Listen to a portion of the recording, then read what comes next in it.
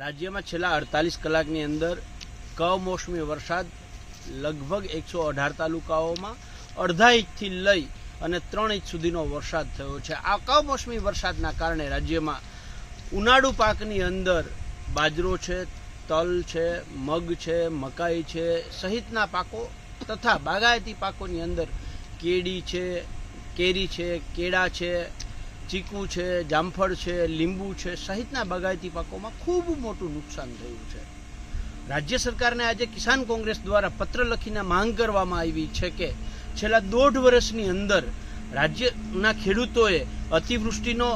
ભોગ બન્યા છે, દુષ્કાળગ્રસ્ત પરિસ્થિતિનો ભોગ બન્યા છે અને 4 વખત કમોસમી વરસાદના ભોગ બન્યા છે। દરેક વખતે સરકારે સમીક્ષા બેઠક બોલાવી છે, દરેક વખતે સરકારે સર્વેના આદેશો કર્યા છે, પ્રેસ કોન્ફરન્સો કરી છે, સર્વેની કામગીરી પૂર્ણ થયાની પ્રેસ કોન્ફરન્સો કરી છે, પણ આટલી ઘટનાઓમાં એક પણ વખત સરકારે ખેડૂતોને રાતી પાઈ પણ આપતા હોય એવો એક પણ પ્રેસ કોન્ફરન્સ કરી નથી। તો સરકારશ્રીને નમ્ર અરજ છે કે અગાઉ તમે સર્વે કર્યો એવી રીતે સર્વે ન કરશો પ્લીઝ। અગાઉ તમે જેવી રીતે વળતરના વાયદાઓ વચનો મોદી ગેરંટીઓની જેમ આપ્યા છે આવા મોદી સાહેબની ગેરંટીઓ જેવા સર્વે ન કરતા ને એવા વાયદાઓ કે વચન પણ ન આપતા। જો અગાઉ અમે પણ ઘટનાઓમાં કિસાન કોંગ્રેસે સરકારને એક સલાહ માર્ગદર્શન આપવાનો પ્રયત્ન કર્યો હતો કે રાજ્ય સરકાર પાસે જ્યાં જ્યાં વરસાદ થયો છે તમામ ગામોની અંદર તલાટી કમ મંત્રી, રેવન્યુ મંત્રી અને ગ્રામ સેવક છે, આ 3 કર્મચારીઓને સાથે રાખી અને સરકાર ઈચ્છે તો 72 થી 48 કલાકની અંદર આ સર્વેની કામગીરી પૂર્ણ થઈ શકે એમ છે।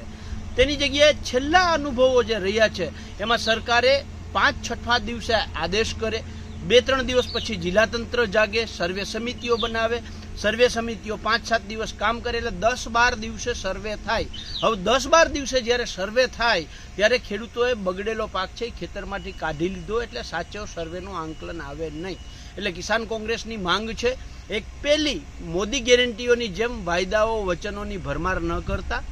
સાચો સર્વે કરજો અને 48 થી 72 કલાકની અંદર સર્વે કરી અને ખેડૂતોને વળતર આપો તેવી ગુજરાત કિસાન કોંગ્રેસની માંગ સાથેનો આજે પત્ર કૃષિ મંત્રી અને મુખ્યમંત્રી શ્રીને લખ્યો છે।